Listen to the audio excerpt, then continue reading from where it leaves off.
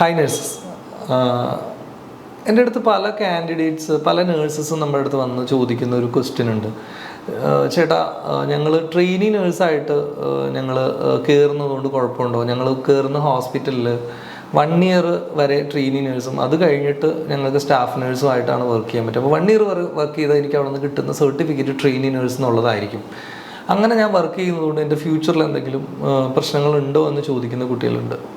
അതിനൊരു ആൻസറാണ് എനിക്ക് തരാനുള്ളതെന്ന് വെച്ച് കഴിഞ്ഞാൽ, നിങ്ങൾ ഏത് ഹോസ്പിറ്റലിൽ ജോയിൻ ചെയ്യുമ്പോഴാണെങ്കിലും നിങ്ങളുടെ ഒരു രജിസ്ട്രേഷന് ശേഷം നിങ്ങൾക്ക് രജിസ്റ്റേർഡ് നേഴ്സായിട്ട്, സ്റ്റാഫ് നേഴ്സായിട്ട് തന്നെ നിങ്ങൾക്കൊരു എക്സ്പീരിയൻസ് കിട്ടുക എന്നുള്ളതാണ് നിങ്ങളുടെ ആവശ്യം. നിങ്ങൾക്കത് ഫ്യൂച്ചറിൽ നിങ്ങളൊരു വേക്കൻസി അപ്ലൈ ചെയ്യുമ്പോഴാണെങ്കിലോ, അതിനിപ്പോൾ ഒരു സൗദി മിനിസ്ട്രി ഓഫ് ഹെൽത്തിൻ്റെ റിക്രൂട്ട്മെൻറ്റ് ആയിക്കോട്ടെ, പ്രൈവറ്റ് ഹോസ്പിറ്റൽസിൻ്റെ റിക്രൂട്ട്മെൻറ്റ് ആയിക്കോട്ടെ, അതിനിപ്പോൾ ഒരു UK റിക്രൂട്ട്മെൻറ്റ് ആയിക്കോട്ടെ, എവിടെ നിങ്ങൾ അപ്ലൈ ചെയ്യുമ്പോഴാണെങ്കിലും നിങ്ങൾക്കൊരു സ്റ്റാഫ് നേഴ്സ് എന്ന് പറയുന്ന പൊസിഷനിൽ മാത്രമാണ് ഒരു പ്ലേസ്മെൻറ്റ് നടക്കുകയുള്ളൂ. അപ്പോൾ നിങ്ങൾ 1 ഇയർ വരെ ട്രെയിനി നേഴ്സായിട്ട് നിങ്ങൾ വർക്ക് ചെയ്യുമ്പോൾ ഇമ്മീഡിയറ്റ്ലി ആഫ്റ്റർ 1 ഇയർ നിങ്ങളൊരു ഒരു ജോബ് നോക്കുമ്പോൾ അതിന് നിങ്ങൾക്ക് 1 ഇയർ എക്സ്പീരിയൻസ് ആയിട്ട് കാൽക്കുലേറ്റ് ചെയ്യില്ല.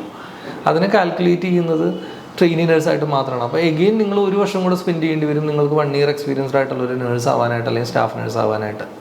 അപ്പോൾ അങ്ങനെയുള്ളൊരു സിനാരിയോയിലോട്ട് എത്താതിരിക്കാനായിട്ട് നിങ്ങൾ ജോയിൻ ചെയ്യുമ്പോൾ തന്നെ ഫസ്റ്റ് എടുക്കേണ്ട ഒരു ഡിസിഷൻ, ഓക്കെ, എനിക്ക് 1 ഇയർ വർക്ക് ചെയ്താൽ ഇവിടുന്ന് ട്രെയിനി നേഴ്സ് എന്ന് പറയുന്ന ഒരു സർട്ടിഫിക്കറ്റാണ് കിട്ടുള്ളൂ എങ്കിൽ അങ്ങനെയുള്ളൊരു ഹോസ്പിറ്റലിൽ ജോയിൻ ചെയ്യാതിരിക്കുക എന്നുള്ളതാണ്. വൺസ് നിങ്ങളുടെ കോഴ്സ് കംപ്ലീഷൻ കഴിഞ്ഞ് കഴിഞ്ഞാൽ നിങ്ങൾക്ക് ഒരുവിധം എല്ലാ ഹോസ്പിറ്റലിലും, കേരളത്തിൽ ഒരു 70-80% ഹോസ്പിറ്റലുകളിലും സ്റ്റാഫ് നേഴ്സായിട്ട് തന്നെ ജോയിൻ ചെയ്യാനുള്ള പോസിബിലിറ്റീസ് ഉണ്ട്. ഇനി കേരളത്തിൽ മാത്രമല്ല, നിങ്ങൾക്ക് ജോലി നോക്കണമെന്നുണ്ടെങ്കിൽ നമുക്ക് ബാംഗ്ലൂർ നോക്കാം, ഡൽഹിയിൽ നോക്കാം, മുംബൈയിൽ നോക്കാം, പൂനെയിൽ നോക്കാം. ഇവിടെയൊക്കെ നിങ്ങൾ ജോലികൾ അന്വേഷിച്ച് നോക്കൂ.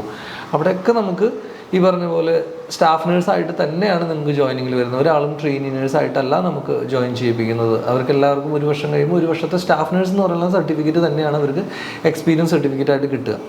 അപ്പോൾ നിങ്ങളെപ്പോൾ ജോയിൻ ചെയ്യുമ്പോഴാണെങ്കിലും നിങ്ങൾ ഫസ്റ്റ് ലെവലിൽ നിങ്ങൾ ഈ ഒരു കാര്യം വെരിഫൈ ചെയ്തേക്കുക. ഏത് ഹോസ്പിറ്റലാണെങ്കിലും ജോയിൻ ചെയ്യുന്ന ഹോസ്പിറ്റലിൽ നിന്ന് നിങ്ങൾ 1 ഇയർ ആയി കഴിയുമ്പോൾ നിങ്ങൾക്ക് കിട്ടുന്ന certificate worked as A staff nurse in certain department, ഇങ്ങനെ ഒരു എക്സ്പീരിയൻസ് സർട്ടിഫിക്കറ്റ് ആണോ കിട്ടുക എന്നുള്ളത് ഉറപ്പ് വരുത്തുക. അങ്ങനെയല്ല കിട്ടുന്നതെങ്കിൽ അങ്ങനെയുള്ളൊരു ജോബിന് ജോയിൻ ചെയ്യാതിരിക്കുക. ഇത് നിങ്ങളുടെ കരിയറിൽ നിങ്ങൾക്ക് ഒരു ജോബിലോട്ടേക്ക് നിങ്ങൾ നോക്കുമ്പോഴൊക്കെ നിങ്ങൾ ഒത്തിരി ഹെൽപ്പ് ചെയ്യും.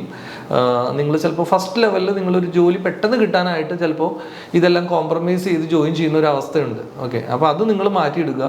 2, ഇങ്ങനൊരു സിനാരിയോ മാർക്കറ്റിൽ അല്ലെങ്കിൽ ഓരോ ഹോസ്പിറ്റലും ഫേസ് ചെയ്യുകയാണ്. ഞങ്ങൾ ട്രെയിനി നേഴ്സ് കൊടുക്കുന്നത് കൊണ്ട്, ട്രെയിനി നേഴ്സ് എന്നുള്ള സർട്ടിഫിക്കറ്റ് കൊടുക്കുന്നത് കൊണ്ടാണ് നമ്മുടെ ഇവിടെ കാൻഡിഡേറ്റ്സ് അല്ലെങ്കിൽ നേഴ്സസ് ജോയിൻ ചെയ്യാത്തതെന്ന് പറയുന്ന ഒരു ന്യൂസോ അല്ലെങ്കിൽ അങ്ങനെ ഒരു ടോക്കോ ഇത് ഡെവലപ്പ് ആയി കഴിഞ്ഞാൽ ഗ്രാജ്വലി ഈ പറയുന്ന ട്രെയിനി നേഴ്സ് എന്ന് പറഞ്ഞ് മാത്രം സർട്ടിഫിക്കറ്റ് കൊടുക്കുള്ളൂ എന്ന് പറയുന്ന പല ഹോസ്പിറ്റൽസും പിന്നീട് നിങ്ങൾക്ക് സ്റ്റാഫ് നേഴ്സ് ആയിട്ടുള്ള എക്സ്പീരിയൻസ് തന്നെ കിട്ടും അല്ലെങ്കിൽ തരാമെന്ന് എഗ്രി ചെയ്യുന്ന ഒരു സിനാരിയോയിലൂടെ നമുക്കിത് കൊണ്ടുവരാനും പറ്റും.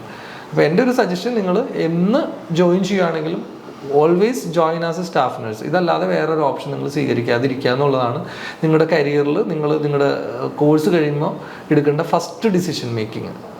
ഇത്രയാണ് നമുക്ക് ഈ ഒരു മാറ്ററിനെ കുറിച്ച് പറയാനുള്ളത്. Thank you.